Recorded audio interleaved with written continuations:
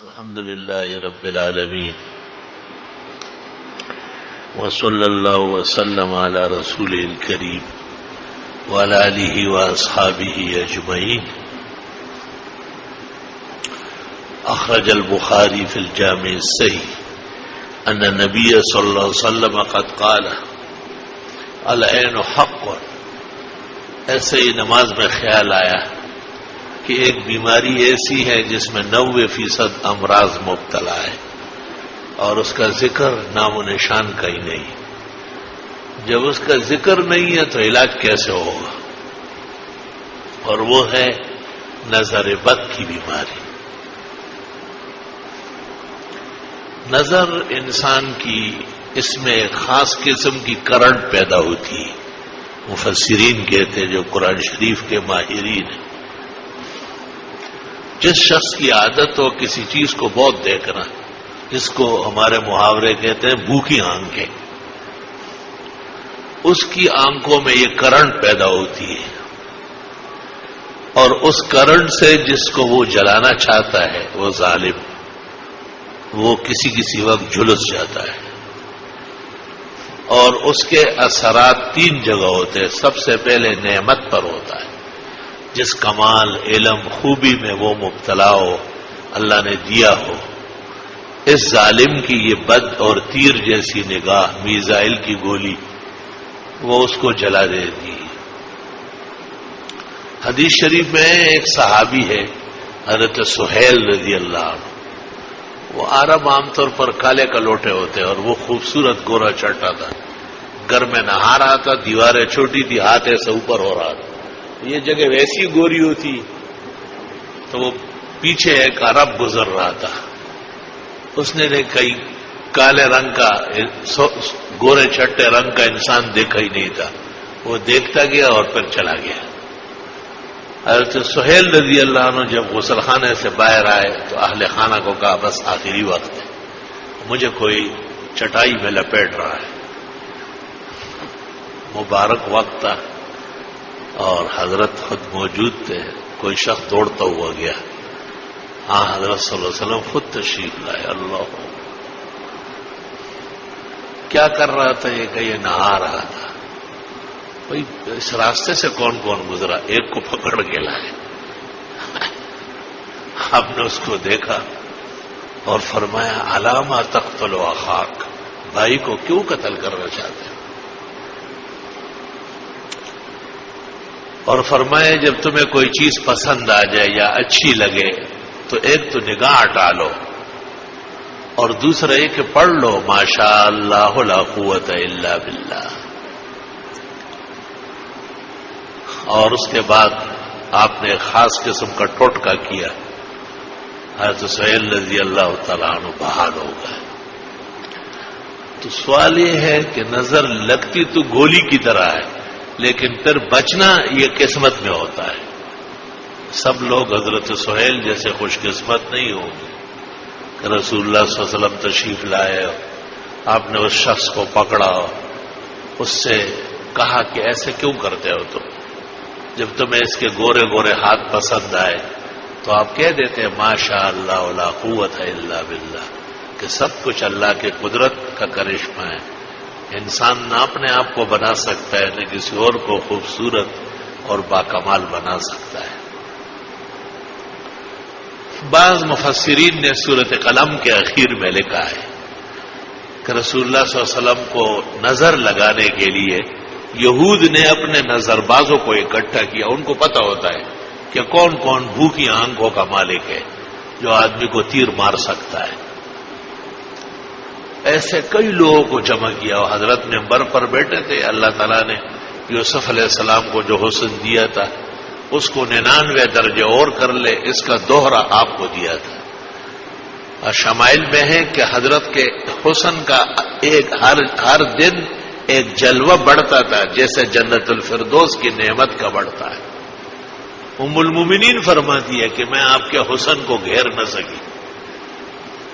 ممبر پر آپ بیٹھے تھے، زلف تھے سیاہ، خوبصورت امامہ سر پر تھا. اور کس شام کہتے مجال ہے کہ کوئی بیان کر لے. تو وہ جو نظر لگانے والے تھے وہ سارے لائن سے کھڑے ہو گئے. اور مسلسل نظر باز کی یہ علامت ہے، وہ نظر نہیں ہٹاتا. نظر ہٹانا یہ تو باکمال انسان کا کام ہے. خر اور گدھ آدمی اس بات کو نہیں سمجھ سکتا ہے کہ بھائی میری مسلسل دیکھنے سے یہ گر جائے گا. تو حضرت بڑے باحیات ہے، آپ نے نگاہ نیچے کی. ممبر سے آپ اترے اور آپ نے صحابہ کو اشارہ کیا کہ مجھے لے جاؤ، چل نہیں سکتے، اثر ہو گیا تھا. اتنے میں یہ سورۃ قلم کی آخری آیت نازل ہوئی، فاجتباہ ربہ فجعلہ من الصالحین وَإِن يَكَادُ الَّذِينَ كَفَرُوا لَيُزْلِقُونَكَ بِأَبْصَارِهِمْ لَمَّا سَمِعُوا الذِّكْرَ وَيَقُولُونَ إِنَّهُ لَمَجْنُونٌ وَمَا هُوَ إِلَّا ذِكْرٌ لِّلْعَالَمِينَ. ان آیتوں کو صبح و شام پڑھا جاتا ہے احتیاطاً. پہلے 3 دفعہ فاتحہ، 3 دفعہ آیت الکرسی، پھر یہ آیت 3 دفعہ، اور آخر میں 3 دفعہ درود ابراہیمی. اور پھر جس کو دم کرنا ہوتا ہے اس کو تصور کرتے کہ اللہ تیرے کسی بھی بندے کی نظر ہو، وہ مومن ہو یا کافر، عورت ہو یا مرد، ہری آنکھوں والا ہو یا کالی آنکھوں والا، اپنا ہو یا پرایا، محبت والا ہو یا بغض والا، خیر خواہ ہو یا بدخواہ، ارادتاً کیا ہو یا بغیر ارادے کے، اللہ آپ ان آیات کی برکت سے ہمارے اس مریض کو صحت عطا فرما لیں. میں گارو ریسٹ ہاؤس میں تھا 1984 میں. وہ جو ہم کچھ لوگ ذل بدر کیے گئے تھے اور ہمارے ساتھ شیعہ لوگ بھی تھے، تو انہوں نے وہاں جیلر سے درخواست کی تھی کہ ہم مباحثہ چاہتے ہیں. تو ہمارے علماء تو گزر گئے، تو نہ میں نے کہا نہ نہیں، مناظرے کی چیلنج ہے، کپڑے اتر جائیں گے، بیٹھنا ہے. فیصلہ طے ہو گیا کہ بیٹھنا ہے، بیٹھ گئے. جب بات چیت شروع ہوئی اور ختم ہوئی تو وہ جو شیعہ جیلر تھا انہوں نے کہا ان کو تو گولی مارنا چاہیے، انہوں نے ہمارے پیسے ویسے ضائع کیے، یہ تو ایک مجلس کے 4-4 لاکھ لیتے ہیں اور ان کو آپ سے بولنا نہیں آتا. میں نے کہا یہ تو ٹی وی کے ڈانسر ہے، یہ محقق علماء تھوڑا ہی ہے، ان کو کتابوں کا کیا پتا ہے. تو اب انہوں نے ایک عجیب کام کیا. میں جب کمرے میں پہنچ گیا تو اسی طرح حالت تھی کہ لیٹ نہیں سکتا تھا اور بیٹھ بھی نہیں سکتا تھا.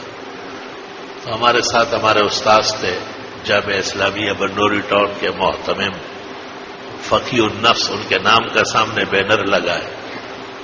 حضرت مولانا مفتی احمد الرحمان سے بڑے کامل ولی تھے، انہوں نے بڑے خاص طریقے سے دم کیا. الحمدللہ وہ صحت بحال ہو گئی. تو ان کے ہاں ایک روافظ کے ہاں ایک چیز ہے، اس کو یہ لوگ مسمریزم کہتے ہیں. وہ بہت ساری بدنگاہیں جمع کر کے ایک پہ چھوڑ دیتے ہیں.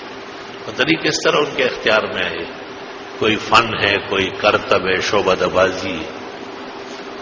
تو ویسے 2-3 درخواستیں. ایک تو یہ کہ جو چیز پسند آئے مسلسل نہ دے کے نگاہ ہٹایا کریں، اور دوسرا یہ کہ خاص کر چھوٹے چھوٹے بچے جو ہوتے ہیں ان کو اکثر ماں باپ کی نظریں لگتی ہیں. اور کون کہاں جاپان سے آئے برائے بچے کو پسند کرے. تو حسن و حسین کو فاطمہ کی نظر لگی، حضرت علی کی لگی، اور آپ دم کرتے ہوئے فرمایا کہ اے علی و فاطمہ یہ کلمات پڑھا کرو.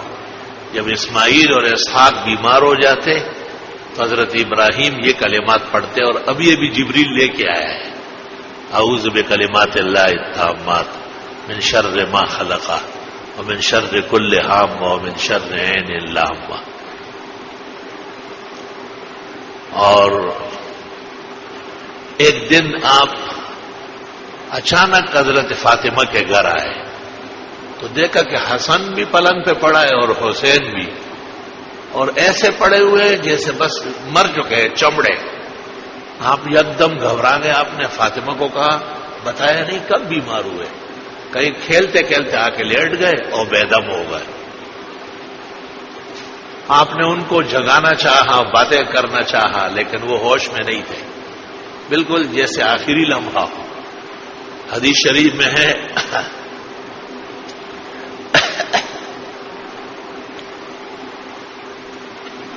آپ پلنگ کے پاس اس کے پاس کھڑے رہے اس طرح سر پہ ہاتھ رکھ کے، اور آسمان کی وحی کے منتظر ہو گئے کہ یہ کیا ہو رہا ہے. بہت زیادہ محبت تھی حسنین سے، ایسے اٹھاتے تھے، کہتے تھے ہمارے حانتایا من الدنیا، جنت کے 2 پھول مجھے یہی دیے گئے۔ جبریل آئے اور اللہم ذا السلطان العظیم والمن القدیم وذا الوجہ الکریم ولی الکلمات التامات والدعوات المستجابات آف الحسن والحسین من انفس الجن، دیکھو جنات کی نظر سے، ومن اعین الانس، اور انسانوں کی نظر سے۔ جبریل لائے کہ اللہ تعالیٰ کہہ رہے کہ یہ پڑھو، آپ نے وہ پڑھے، وہ دونوں اٹھے اور آپ کے سامنے کھیل کود میں لگ گئے، کأنہما لم یمرضا، جیسے بیمار ہوئے ہی نہیں تھے۔ میں نے ناظم صاحب کو بھی کہا ہے اور ہمایوں کو بھی کہتا ہوں کہ یہ کلمات اور یہ دم جو میں آپ حضرات کو بیان کرتا ہوں، اس سب کو مرتب کر کے صاف ستھرا لکھے اور یہاں عشاء کے بعد تراویح والوں میں بانٹ دے، تاکہ یہ حضرات پڑھے اور ہمارے بچے، ہماری بیویاں، ہمارے گھر، ہماری عزت، ہماری خوشیاں، ہماری نعمتیں سب قائم دائم رہیں۔ مزید تفصیل کسی اور دن کر لوں گا، ضروری باتیں اور اشارات آج ہو گئے۔ ایک تو مسلسل دیکھنا ٹھیک نہیں ہے کسی بھی نعمت، ہاں اگر کسی کو چلتا کرنا ہو، چاہتے نہیں تو پھر گناہ بھی ہوگا آپ کو۔ جس کو مجھ سے تکلیف پہنچی، میں اس کا اللہ کے ہاں جواب دوں گا۔ مولانا اشرف علی صاحب تو ایسے خوفزدہ تھے، واز کے لیے بیٹھ گئے اور ایک آدمی دیکھتا تھا، آپ نے کہا چلو آج آپ کی وجہ سے واز نہیں کرتا ہوں۔ تم نے کیا میرے اوپر کلاشن کوف تان لیا ہے؟ سب غصے ہو گئے، آپ اتر کے چلے گئے، نہیں کرتا ہوں واز۔ یہ اب دیکھو حدیثوں میں کیا ہے، حدیثوں میں اس طرح ہے کہ حضرت جب بیان کرتے ہیں صحابہ سر جھکایا ہوتا ہے۔ سر جھکانا کسی کے سامنے شریعت میں نہیں، مقصد یہ کہ مسلسل، حالانکہ نبی کا چہرہ جمال آرا جنت سے زیادہ مقدس تھا، نبی کو دیکھنا کتنی بڑی فضیلت ہے، لیکن ادھر تکلیف پہنچنے کا بھی اندیشہ ہے۔ کسی بھی نعمت کو مسلسل نہ دیکھے، دیکھ کے ماشاء اللہ لا قوت الا باللہ، یا اللہ اس خوشی کو، ہمارے اس بھائی کو، اس کے کمال کو، اس کے اس عزت کو، ترقی کو تادیر سلامت رکھے۔ خدایا میری نظر سے، کسی بھی دوست خیر خواہ بدخواہ کی نظر سے ہمیں بھی اور ان کو اور ہمارے بال بچوں کو عزت اور مقام کو محفوظ فرمائے۔ انشاءاللہ فائدہ ہوگا، نقصان نہیں پہنچے گا۔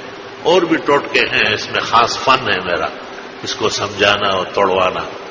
تو وہ ہمارے جو ناظم صاحب ہے یا ہمایوں مغل ہے الاحسن کا ایڈیٹر، اس کو بھی میرا حکم ہے کہ وہ اس کو مرتب کرے صحیح طرح، اور جنید بھی، اور پھر صاف ستھرا پہلے مجھے دکھائے، پھر یہاں عشاء والوں میں بانٹے، اور پھر آپ جس کو مناسب سمجھے، جو ہم پہ اعتماد کرے، ان کو فائدہ پہنچے۔